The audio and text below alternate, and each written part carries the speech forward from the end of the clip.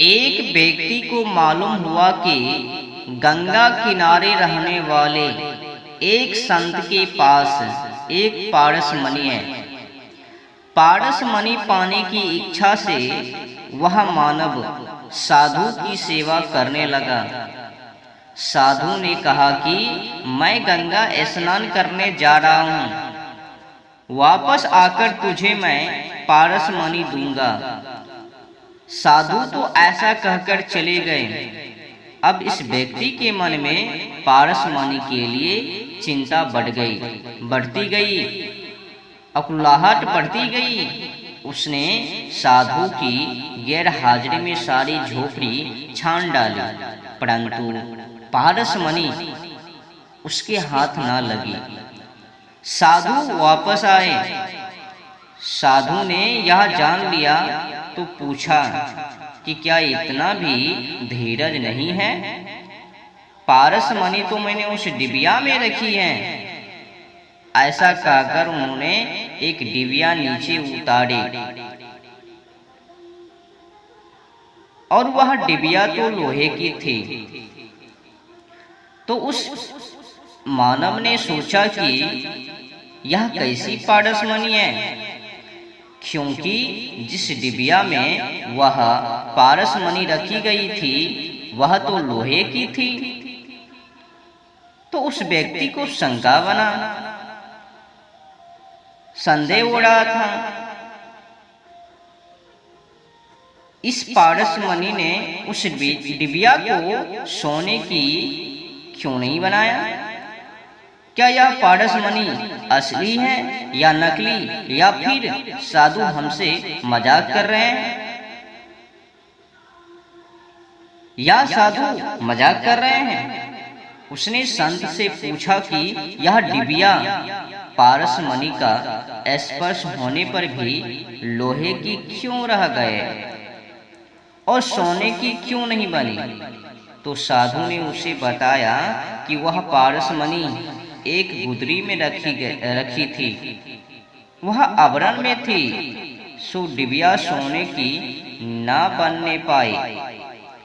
इसी प्रकार ईश्वर और जीव हृदय में एक ही स्थान में रहते हैं, परंतु दोनों के बीच वासना का पर्दा है और फलतः दोनों का मिलन नहीं हो पाता है। अर्थात ईश्वर को जीव पहचान नहीं सकता और जीव का ईश्वर से मिलन नहीं हो पाता। जीवात्मा डिबिया है और ईश्वर पारस मणि, दोनों के बीच पर्दा है जिसे हटाना आवश्यक है। अहम और ममता रूपी चिथड़ा दूर करना है। साधना करने पर भी सिद्धि न मिले तो साधना का प्रति साधक के मन में उपेक्षा भाव जागता है। जीव साधक है, सेवा ऐसा साधन है। श्री कृष्ण साध्य है, विष्णु भगवान की भक्ति करना पुरुषों का परम धर्म है। लोग मानते हैं कि भक्ति मार्ग में बिल्कुल आसान है, भक्ति करना बिल्कुल आसान है। सुबह भगवान की पूजा की, बस हो गई सारे दिन छुट्टी, फिर वो सारा दिन भगवान को भुलाए रहते हैं। यह भक्ति नहीं है। 24 घंटे ईश्वर का स्मरण रहे, यही भक्ति है। भक्ति में आनंद है, किंतु मनुष्य केवल शरीर से भक्ति करता है, मनोकामना को लेकर भक्ति करता है, मन से नहीं। वाणी भगवान के नाम का उच्चारण न करे तो वह सब व्यर्थ है। मन संसार के विषयों में रमता रहे और शरीर ठाकुर जी की सेवा करे, तो वैसी सेवा में कोई आनंद नहीं रहेगा। सेवा में क्रिया मुख्य नहीं है, भाव ही प्रधान है। सब विषयों में से मन को हटाओगे तब सेवा में आनंद आएगा। सर्वेषां अविरोधेन ब्रह्म कर्म समारंभे। सेवा करने बैठे तो पहले भावना करो। सेवा करने पर भी भगवान के दर्शन ना हो सके तो दोष अपना ही है। सेवक को सेवा करने के बाद मेरा पाप गया, मेरा दुख गया, मेरा दरिद्र मिटा, मैं कृतार्थ हुआ, ऐसी भावना होनी चाहिए। सेवा करने पर ऐसा भाव नहीं तो सेवा पूजा से कोई आनंद नहीं होगा। संसार के विषयों को मन से हटाओ, जब तक नहीं हटाओगे तब तक सेवा में आनंद नहीं होगा। सेवा यह भावना है, परमात्मा की सेवा तभी होगी जब संसार के विषयों का प्रेम कम होगा। परमात्मा से प्रेम करना है तो विषयों का प्रेम छोड़ना ही होगा। प्रेम गली अति साकरी, तामे दोना समाही। प्रेम की सकरी गली में दोनों का निर्वाह नहीं होगा। जगत का बंधन न छोड़ोगे तब तक ब्रह्म संबंध नहीं होगा। संसार के विषयों का मोह धीरे धीरे छोड़ो। संसार को छोड़ के कहाँ जाओगे? संसार त्याग करने की आवश्यकता नहीं है, विषयों का मोह छोड़ने की जरूरत है। व्रत में त्याग करने की आज्ञा है, वह हमेशा के त्याग के लिए। हमेशा का त्याग हो नहीं सकता, इसीलिए व्रत विधि बताई गई है। धीरे धीरे संयम बढ़ाओगे, वैराग्य बढ़ाओगे तो ईश्वर सेवा में ध्यान में अनूठा आनंद आएगा। एक समय एक चौबे जी मथुरा से गोकुल जाने को निकले। नौका में बैठकर यमुना जी को पार करना था। चौबे जी भंग के नशे में थे। नशेड़ी की अवस्था में वे नौका में बैठे और चप्पू चलाने लगे। अपने बाहुबल पर पूर्ण विश्वास होने से कहने लगे कि नाव अभी गोकुल पहुंच जाएगी। चौबे जी ने सारी रात नाव चलाई। सुबह हुई, चौबे जी सोचने लगे कि यह मथुरा जैसा कौन सा गांव आया। किसी ने पूछा कि यह कौन सा गांव है। उत्तर मिला कि मथुरा है। वही विश्राम घाट और वही मथुरा। नशा उतरने पर चौबे जी को अपनी मूर्खता का भान हुआ।